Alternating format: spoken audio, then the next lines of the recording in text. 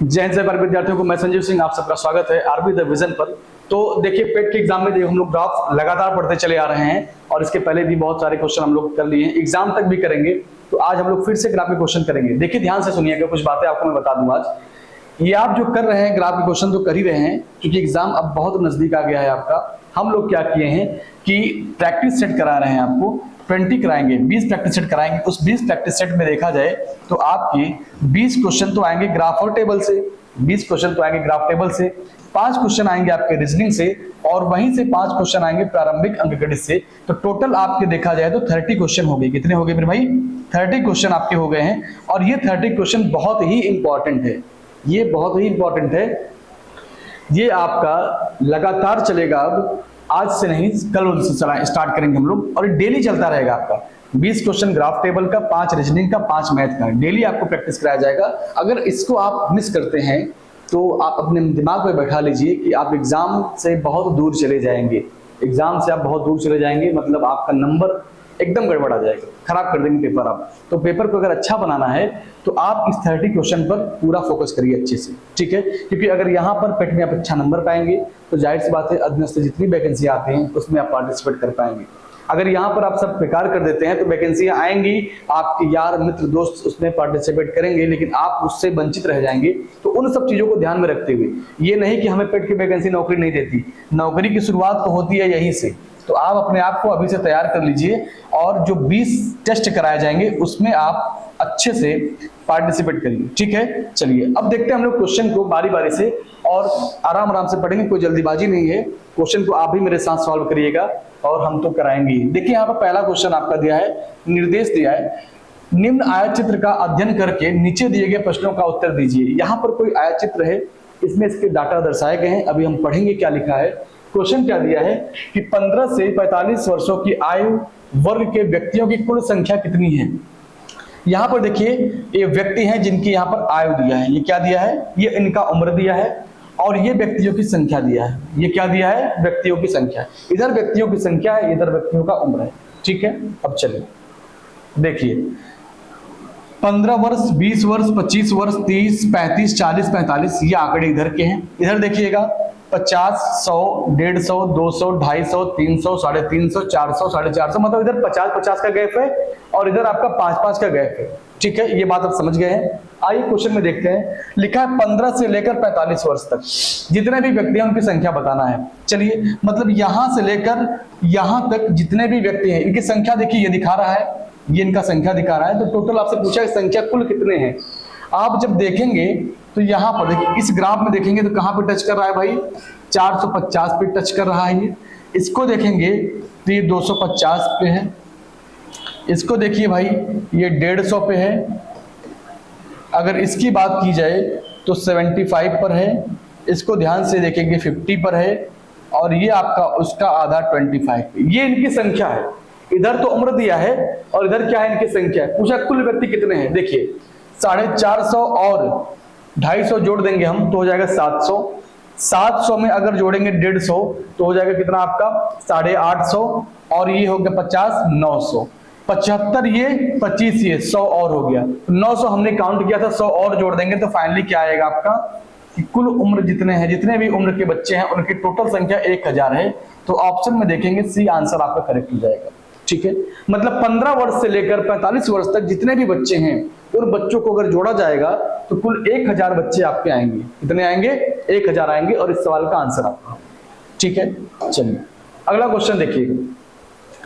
दूसरा क्वेश्चन आपका दिया है कि 20 से 30 वर्ष के आयु वर्ग के व्यक्तियों की कुल संख्या कितनी है। 20 से 30 कह रहा है। आइए भाई 20 से 30 जाते हैं, तो एक काम करिए, यहां पे देखिए 20 यहां पर है और 30 यहां पर है। यहां से देखिए पहले इसको चेक करेंगे आप, और फिर उसके बाद इसको चेक करेंगे आप, सही है? तो जब चेक करेंगे तो ये हो जाएगा कितना आपका? 250, और ये कितना हो गया आपका? 150। जब जोड़ेंगे तो कितना आएगा? 400 आएगा ना। 250 में आप 150 जोड़ दीजिए, और जब जोड़ेंगे इनको आप तो टोटल वैल्यू कितनी आएगी आपकी? 400 आएगा। ऑप्शन आपका बी करेक्ट हो जाएगा। ऐसे क्वेश्चन एग्जाम में आते थे पहले भी, आगामी जो परीक्षा आपका पेट का होना है वहां भी आएगा। तो आप एकदम गंभीरता से क्वेश्चन को पढ़ा करिए। क्या आंकड़ा यहाँ पर दिया गया है, क्वेश्चन में क्या कहा जा रहा है, उसको ध्यान से देखिए और उसका आंसर आप दीजिए। मैं बता रहा हूँ कि अगर आप लगातार क्लास करते रहे, और इम्पॉर्टेंट ये है कि जो आपका टेस्ट सीरीज चला जाएगा 20 यहाँ पर, ये एग्जाम तक आपका चलेगा, ये आपका एग्जाम तक चलेगा। और एग्जाम तक अगर लगातार आप बने रहे तो मैं बता रहा हूँ कि बेहतर कर जाएंगे। भाई 20 क्वेश्चन तो ग्राफ और तालिका से आएगा, 5 क्वेश्चन आपका रीजनिंग से आएगा, 5 आपका मैथ से आएगा। और इन सबको ध्यान में रखते हुए हम लोगों ने 30 क्वेश्चन के प्रैक्टिस सेट चलाए हैं, 30 क्वेश्चन के प्रैक्टिस सेट चलाए हैं, और वो बहुत इंपॉर्टेंट है आपके लिए। और डेली चलेगा, डेली आपका ये चलेगा। तो जितने भी लोग अभी तक चैनल को सब्सक्राइब ना किए हों वो उसको कर लेंगे। और करने के बाद अगर आपको ग्राफ और टेबल की बेसिक जानकारी चाहिए तो प्लेलिस्ट में जाइएगा, जो स्टार्टिंग के वीडियो पड़े हुए हैं वहां पर आपको सारी चीजें डिटेल में समझाई जा चुकी हैं, वहां से आपको बेनिफिट मिलेगा क्वेश्चन को करने में। आइए अब देखिए तीसरा क्वेश्चन क्या है। तीसरा क्वेश्चन कह रहा है कि 20 से 25 तथा 30 से 35 आयु वर्ग के व्यक्तियों की संख्या का अनुपात बताना है। चलिए 20 से 25 की बात कर रहा है। चलिए 20-25 पर अगर चलेंगे तो क्या पहुंचेंगे आप, 250 पे पहुंच जाएंगे। फिर कह रहा है कि 30 से 35, 30 से 35 कहाँ है, यहां पर है, ये 75। चलिए इसको सॉल्व कर देते हैं। 250 हो गया और ये आपका 75 होगा। इसको सॉल्व कर दीजिए भाई। अगर देखिए, अगर 25 से काटेंगे इसको तो 10 बार में कट जाएगा, और 25 से काटेंगे इसको तो 3 बार में कटेगा। ऑप्शन आप देखेंगे तो आपका आंसर होगा 10:3। ऑप्शन आपका सी करेक्ट हो जाएगा, ऑप्शन आपका सी करेक्ट हो जाएगा। आई बात समझ में, कोई दिक्कत तो नहीं है। तो बड़े आराम से इन क्वेश्चनों का आंसर आप दे सकते हैं, बहुत ही आराम से क्वेश्चनों का आंसर आप दे सकते हैं, कोई दिक्कत आपको नहीं आएगी। ठीक है, चलिए अब देखिए अगला क्वेश्चन क्या है। क्वेश्चन को देखा करिए, समझा करिए, आप भी लगाने का प्रयास किया करिए। चलिए जैसे ये क्वेश्चन है आपका, इस क्वेश्चन के लिए मैं आपको टाइम देता हूं 10 सेकंड का, कि आप इस क्वेश्चन को पढ़िए और अपने मन से सोचिए। मैं आपको टाइम दे रहा हूं, अपने मन से सोचिए कि इसका आंसर क्या आएगा। भाई मैं तो लगा रहा हूं, मेरे साथ साथ आप लोग भी थोड़ा सा प्रयास करिए लगाने का। चलिए वहां पे क्वेश्चन लिखा है कि किसी आयु वर्ग की जनसंख्या और अध्ययन में शामिल सभी व्यक्तियों की अधिकतम आयु कितना है। ठीक है, उसका अनुपात पूछा है। इसका क्या पूछा है, अनुपात पूछा है। एकदम आसान सवाल है, अगर इसकी भाषा को आप समझ गए तो क्वेश्चन को कर लेंगे। फिर से पढ़ लीजिए क्वेश्चन एक बार। लिखा है किसी आयु वर्ग की जनसंख्या और अध्ययन में शामिल सभी व्यक्तियों का अधिकतम अनुपात कितना है। अच्छा बताइए, जो सभी व्यक्ति दिए हैं इनके आयु वर्ग में देखा जाए अधिकतम क्या संख्या है, ये आपका ये 450 है। ये कितना है, 450 है। और कह रहा है कि सभी व्यक्ति, ओवरऑल जो व्यक्ति है यहाँ पर, तो मैंने ओवरऑल अभी पहला क्वेश्चन आपने जोड़ा था तो इन सबको जोड़ा गया था, कितने थे, टोटल 1000 थे। पूछा है क्या अधिकतम कितने हैं भाई, 450 है। और पूछा ओवरऑल की बात कर रहा है, ओवरऑल कितने होंगे, 1000 होंगे। इसको सॉल्व कर देते हैं, 0 से 0 कैंसिल हो जाएगा। 5 से काटेंगे इसको 9 बार में, 5 से काटेंगे इसको कै बार में भाई, 20 बार में। तो फाइनली आंसर आएगा 9:20। क्या आएगा आपका आंसर, 9:20 आपके सवाल का आंसर आएगा। और ऑप्शन आपका सी करेक्ट हो जाएगा, ऑप्शन आपका सी करेक्ट हो जाएगा। क्वेश्चन फिर समझ लीजिए। लिखा है किसी भी आयु वर्ग की जनसंख्या और अध्ययन में शामिल सभी व्यक्ति, अध्ययन में शामिल सभी व्यक्ति कितने हैं, 1000 है। आपने देखा था कि 450 यहाँ पर है, 250 यहाँ पर है, 200 यहाँ पर, 75 यहाँ, 50 यहाँ, 25 यहाँ, सबको जोड़ दिए तो आप ओवरऑल 1000 बच्चे शामिल हुए थे। और लिखा है अधिकतम अनुपात, अधिकतम संख्या किसमें है, तो अधिकतम संख्या ये 450 है। तो इन्हीं दोनों का रेशियो निकालना था, आपने निकाल दिया तो 9:20 आया है आपके सवाल का आंसर। ठीक है, चलिए अगला क्वेश्चन देखिए। पांचवा क्वेश्चन क्या कह रहा है, पांचवा क्वेश्चन क्या कह रहा है, ध्यान से देखिए। इस अध्ययन के अंतर्गत 40 से 45 वर्ष के आयु का परसेंट कितना है, प्रतिशत आपसे पूछ रहा है। क्या पूछ रहा है, प्रतिशत आपसे पूछ रहा है। 40 से 45 कह रहा है। देखिए भाई, अगर 40 से 45 देखेंगे तो यहां पर कितने लोग थे, 25 लोग थे। कितने लोग थे, 25 लोग थे।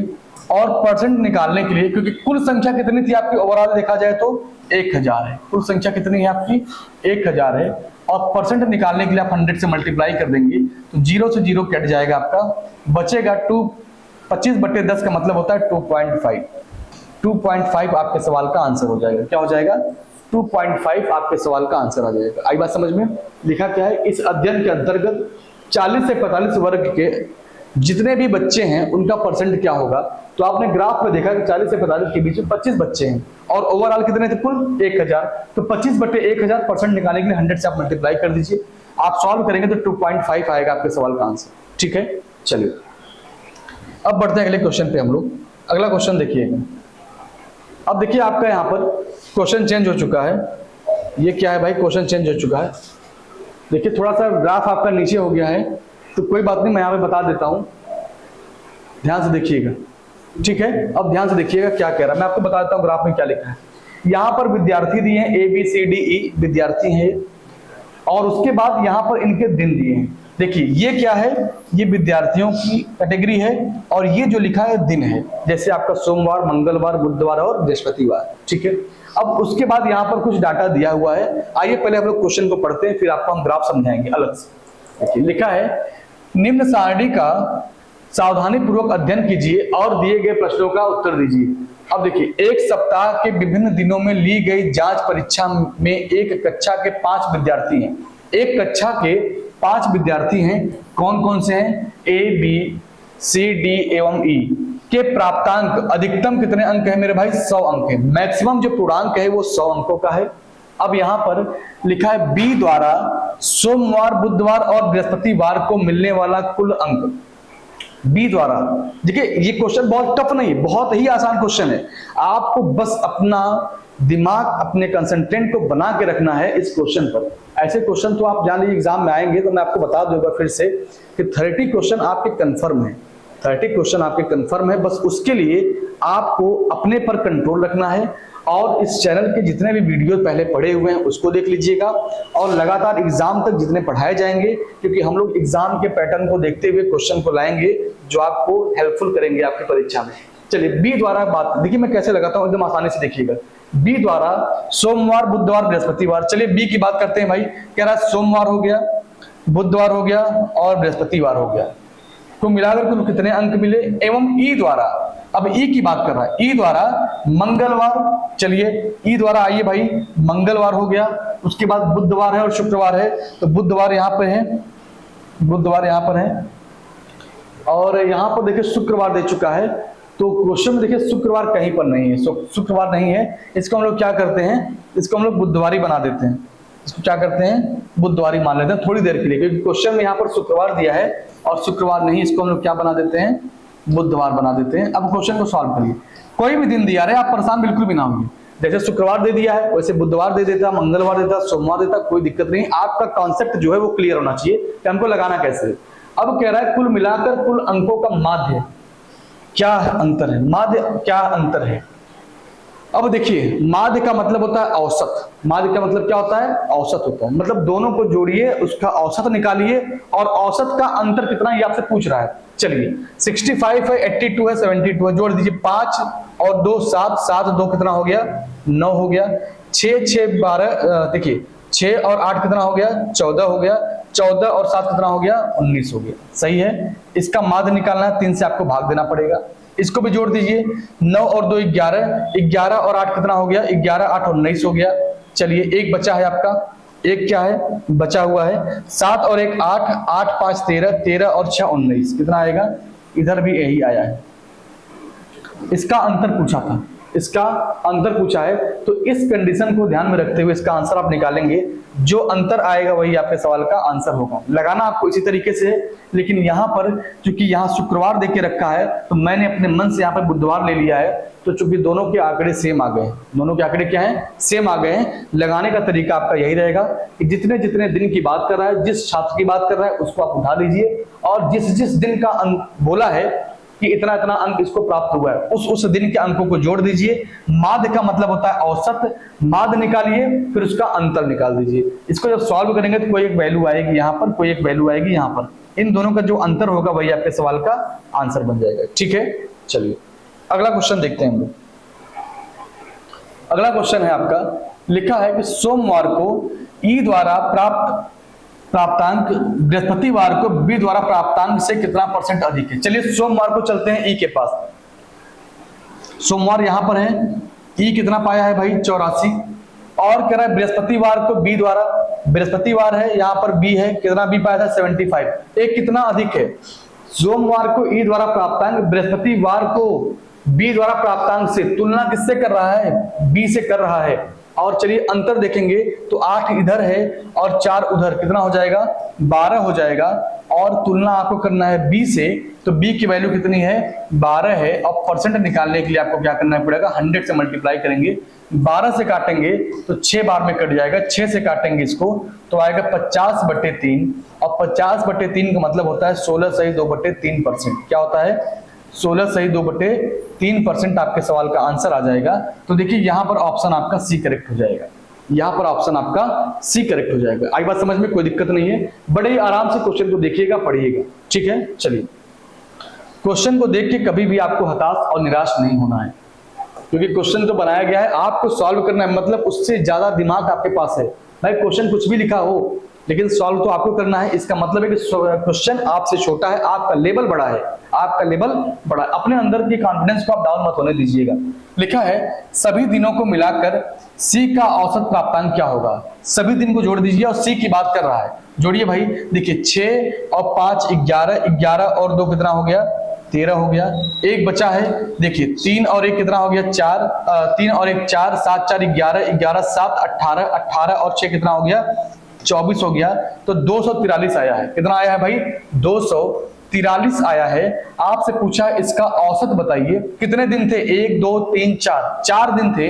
तो 4 से क्या कर देंगे? इसमें भाग दे देंगे, 4 से इसमें भाग दे देंगे। जब 4 से भाग देंगे तो आएगा 4 6 24, पूरा पूरा कट जाएगा।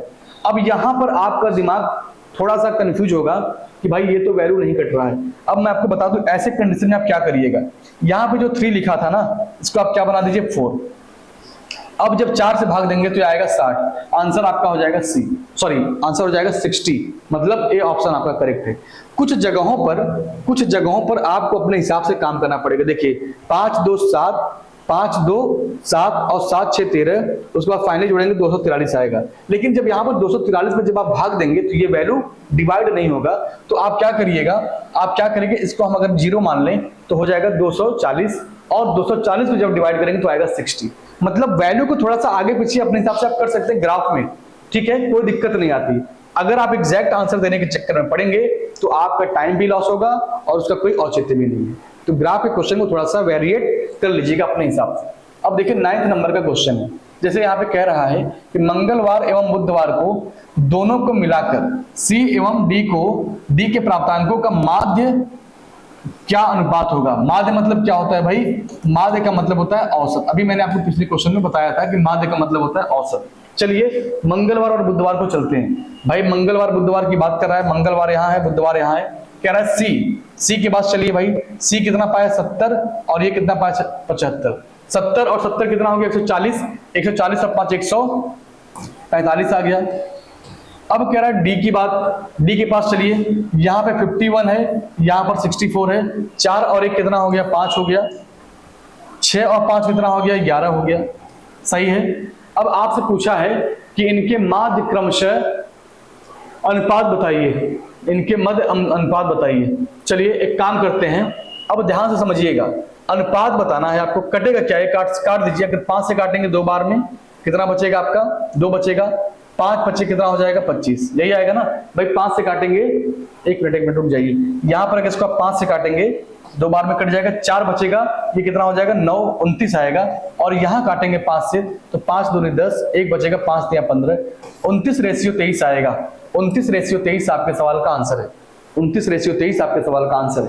क्या कह रहा था कि मंगलवार बुधवार को जाइए। मंगलवार बुधवार पे हमने गया। कह रहा है सी का जो समय है और डी की जो बात कर रहा है दोनों को जोड़ दीजिए, उसका अनुपात बता दीजिए। तो आपने निकाला कि 29/23, यही आपके सवाल का आंसर हो गया।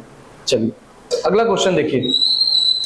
10वां क्वेश्चन है। लिखा है सभी दिनों को मिलाकर ई के कुल प्राप्तांक से कितना % अधिक है? ई के कुल प्राप्तांक। चलिए ई के पास चलते हैं भाई। ई के कुल प्राप्तांक, चलिए ई को जोड़िए पहले। सबसे पहला काम तो है जोड़ना इनको। 4 और 2 6, 9 और 6 15, 15 8 कितना हो गया? 23 हो गया। 2 बचा है। 8 2 10, 10 7 17, 17 5 22, 22 6 कितना हो गया? 28 हो गया। तो 283 आया है। अब लिखा है ए के कुल प्राप्तांक। ए की बात कर रहा है, ए के पास चलते हैं। 4 और 9 13 हो जाएगा, 13 और 9 कितना हो जाएगा भाई 22 हो जाएगा, 22 और 5 27 हो जाएगा, 7 आ गया, 2 बचा था जोड़ दीजिए, 7 2 9, 9 6 15, 15 4 19, 19 5 24 आ गया, 19 5 24 आ गया, 247 यहाँ पर है, 283 यहाँ पर है। अब कितना अधिक है देखिए, ये वैल्यू क्या है अधिक है, ये वैल्यू क्या है अधिक है, ये क्या है 247 है। अब यहाँ पर देखिए 83 का मतलब हो गया कि वहां पर 33 हो गया, 4 यहाँ पर 3 और कम है तो हो जाएगा 36, कितना आएगा 36। तुलना किससे करना है, कह रहा है ए से, ए की वैल्यू से तुलना करना है, तो 247 यहाँ पे लिख दीजिए और इसको क्या कर देंगे आप 100 से मल्टीप्लाई करेंगे तभी तो आएगा परसेंट, क्योंकि पूछा क्या है आपसे प्रतिशत, और प्रतिशत आपको जब भी निकालना हो आप 100 से मल्टीप्लाई कर दीजिएगा, ठीक है। चलिए एक बार देख लीजिएगा, 247 यहाँ पर है, 283 यहाँ पर है, तो 33 उधर ज्यादा हो गया, 3 इधर कम था तो हमने और जोड़ दिया, 36 आ गया।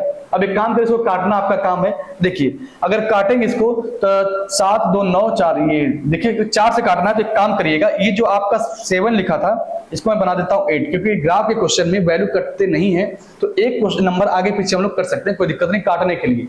अगर 4 से काटेंगे तो 9 बार में, 4 से काटेंगे देखिए तो 6 बार में, 4 से काटेंगे 2 बार में, सही है। अब चलिए ये कितना आएगा आपका, अब 2 से काट दे इसको, कहिए तो 2 से काट दे,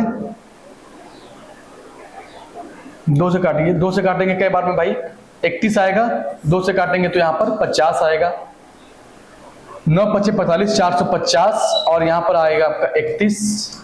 अब भाग दे दीजिए, अब भाग दे दीजिए, यहाँ पर जब काटेंगे इसको तो एक बार ले जाएंगे, कितना आएगा 31 और यहाँ पर आएगा 4, यहाँ पर आएगा 1, 0 हो जाएगा। तो ई के सभी दिनों को मिलाकर और एक एक कुल दिनों के एक एक कुल प्राप्तांक से कितना परसेंट अधिक है, तो देखा जाए तो एक एक कुल प्राप्तांक से कितना परसेंट अधिक है, तो ए का प्राप्तांक कुल कितना हो गया 247 हो गया, उसका 283 हो गया, तो इसका गैप निकालेंगे भाई कितना आएगा 36 आएगा, सही है 36 आएगा, यहाँ पर 248 हो गया। अब इसको आप सॉल्व कर देंगे तो एक काम करते हैं, ये वैल्यू जब डिवाइड नहीं हो रहा है ना, ये वैल्यू क्या हो रहा है डिवाइड नहीं हो रहा है, एक बार इसको फिर से चेक करते हैं क्योंकि डिवाइड क्यों नहीं हो रहा है। एक बार आइए नंबर्स को जोड़ते हैं, कहीं कोई फॉल्ट तो नहीं हो गया भाई। 9 और 4 13, 13 और 9 9 18, 18 4 22, 22 5 27 हो गया, 2 आया, 7 2 9, 9 6 15, 15 4 19, 19 5 24, ये सही है। इसको जोड़ देते हैं, 4 2 6, 9 6 15, 15 15 8 23 हो गया, 2 आएगा, 8 2 10 17, 17 5 22, 22 और 6 28, ये सही है। ई की बात कर रहा था ना, ई के सभी दिन को मिलाकर और ए के कुल प्राप्तांक से कितना अधिक है, तो ए के प्राप्तांक से देखा जाए तो भाई 283 था ये, और ये 200, ये क्या है 247 है, तो यहाँ पर अगर माइनस करेंगे 13 में से घटाएंगे तो 6 आएगा, यहाँ पर बचा आपका कितना भाई 36, सही है। लेकिन पूछना किससे, ई से, ए से कह रहा है 247 लिख दीजिए यहाँ पर आप। अब ये वैल्यू आपके डिवाइड नहीं हो रहे, परसेंट निकालने के लिए 100 से मल्टीप्लाई कर दीजिए। क्या पूछा है, परसेंट निकाले 100 से मल्टीप्लाई कर दीजिए। अब एक काम करते हैं, इसको जब वैल्यू डिवाइड ना हो तो इस वैल्यू को ऐसा सेट करिए अपने हिसाब से, कभी कभी ऐसा होता है कि वैल्यू डिवाइड नहीं होता है तो वैल्यू को ऐसा सेट करिए कि ये कट जाए। जैसे मान लीजिए थोड़ी देर के लिए अगर हम लोग इसको क्या कर दे भाई, यहाँ पे जो लिखा है 247, हमने इसको क्या कर दिया भाई, इसको क्या कर दिया जाए, 0 कर दिया जाए क्या, इसको क्या कर दें 0 कर देते हैं, चलिए 0 बना देते हैं। अब अगर इसको काटना हो तो 6 से काटेंगे, 6 बार में 6 से काटेंगे इसको, 4 बार में 40 आ जाएगा। अब देखिए 0 से 0 कट जाएगा, कितना आएगा आपका ये, काटिए भाई, तो 60/4 फाइनली देखा जाए तो कितना आएगा 15 आएगा, क्या आएगा 15 आएगा। लेकिन देखिए ऑप्शन में जाएंगे तो 15 नहीं, क्या दिया है 14 दिया है, तो यही आपके सवाल का सही आंसर हो जाएगा।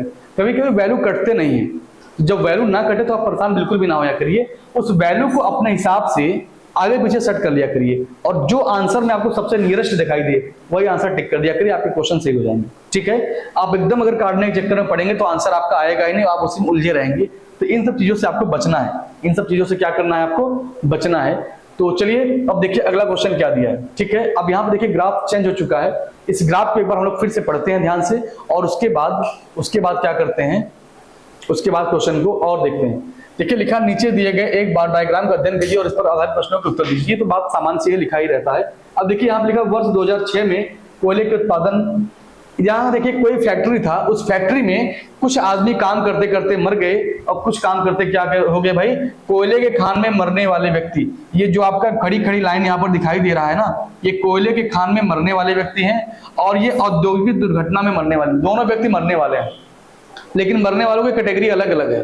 कोई कोयले के खान में मर गया है, कोई औद्योगिक दुर्घटना में, किसी के साथ दुर्घटना घट गई तब उसमें मर गया है। अब दोनों के फिगर अलग अलग है, ध्यान से देखिएगा, गड़बड़ाने ना पाए ना, सब आप आंसर नहीं दे पाएंगे। देखिए ध्यान से, यहाँ पे क्या लिखा है, वर्ष 2006 में कोयले की खान में मरे व्यक्तियों की संख्या, 2006 में चलते हैं भाई, कोयले की खान में मरे व्यक्तियों की संख्या तो कितने हैं, कोयले वाले तो ऐसे ऐसे है ना, ये कितने हो गए 300, ये कितने हो गए भाई 300। और उसी वर्ष औद्योगिक दुर्घटना में मरे व्यक्तियों की संख्या की कितने परसेंट थी, औद्योगिक दुर्घटना में देखा जाए तो 1200 है भाई, टोटल कितने हैं 1200 हैं। इसको सॉल्व कर दिए, परसेंट निकालने के लिए 100 से गुणा करेंगे, 300 से काटेंगे 4 बार में, 4 से काटेंगे यहाँ पे 25 बार में आएगा, आंसर आपका हो जाएगा बी। क्या आएगा 25% आएगा मेरे भाई, आंसर आपका बी करेक्ट हो जाएगा। ऐसे फिगर जब देंगे तो आप बिल्कुल परेशान ना होया करिए, इसको पहले ध्यान से देखिए किसकी किसकी बातें कर रहा है, और एक बार इनके वर्षों को देख लीजिए, इनके आंकड़े को देख लीजिए। आप फिगर जब समझ गए तो क्वेश्चन को लगा लेंगे, अगर फिगर आपके माइंड में सेट हो गया तो क्वेश्चन को लगा लेंगे। चलिए अगला क्वेश्चन देखते हैं। लिखा है किस वर्ष औद्योगिक दुर्घटना में तथा कोयले खानों में कुल मिलाकर मारे गए व्यक्तियों की संख्या सबसे कम थी। सबसे कम की बात कर रहा है, मतलब जहां पर जो मरने वाले व्यक्ति हैं उनकी संख्या सबसे कम है।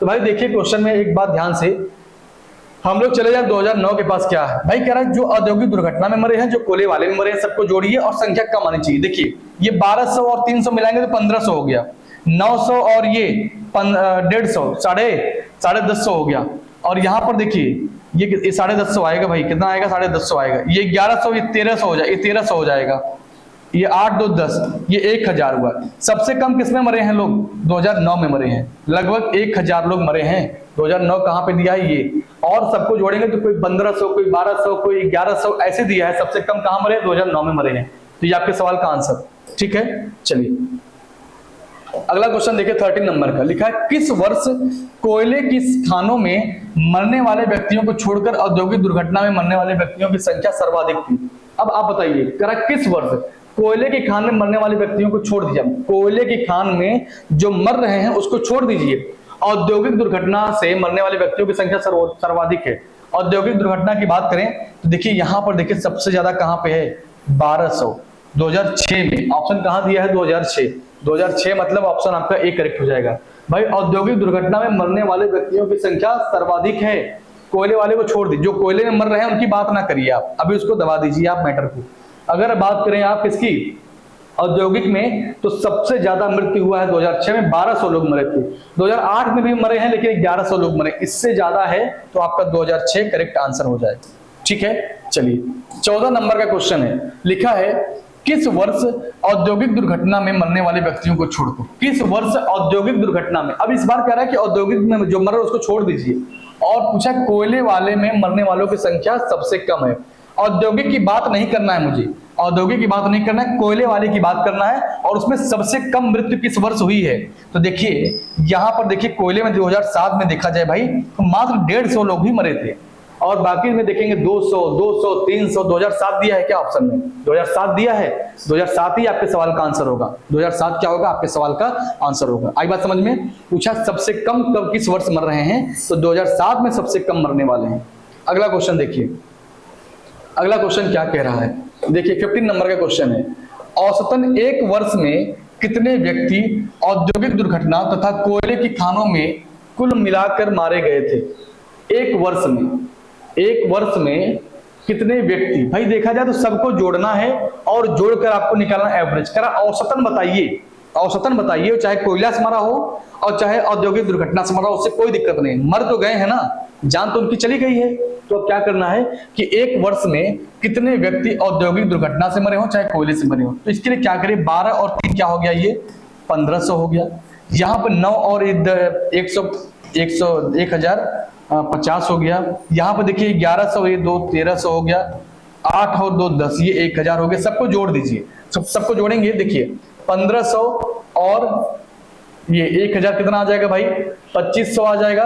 2500 में अगर हम और जोड़ दें 1000 तो कितना आ जाएगा, 3500, और 3500 में जोड़ दें कितना भाई, 1300, तो आएगा 4800, और 4800 में क्या कर दे 50, तो 4850 आएगा। क्या आएगा, 4850 आएगा।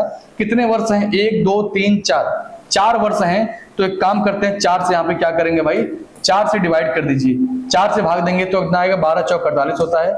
ये आपका पूरा कैंसिल हो जाएगा, एक बार ले जाएंगे, फिर एक आएगा पॉइंट बढ़ा 0 उतार लीजिए, कितना आ जाएगा भाई आपका, ये आएगा 4 2 8, 12 12 कहां दिया है, 12 12, ऑप्शन आपका बी करेक्ट हो जाएगा, ऑप्शन आपका बी करेक्ट हो जाएगा। ठीक है, तो इस क्वेश्चन को लगा लीजिएगा। तो आज के लिए हम लोग क्या करते हैं, आज की क्लास को हम लोग यहीं पर ब्रेक करते हैं। इसके आगे जो भी क्वेश्चन होंगे हम लोग फिर कल की क्लास में कंटिन्यू करेंगे। और सबसे महत्वपूर्ण बात यह है कि आप अभी तक जो ग्राफ पढ़ रहे थे वो तो पढ़ ही रहे थे, अब इंपॉर्टेंट है आपके लिए जो टेस्ट सीरीज चलाया जाएगा, 20 टेस्ट सीरीज यहाँ पर चलाया जाएगा, आपके एग्जाम तक चलेगा। इसमें आपके ग्राफ हो गए, तालिका हो गए, और उसके बाद यहाँ पर 5 क्वेश्चन जो रीजनिंग से आने वो भी रहेंगे, और प्रारंभिक अंकगणित से जो क्वेश्चन आने वाले वो भी रहेंगे। तो डेली ये चलेगा।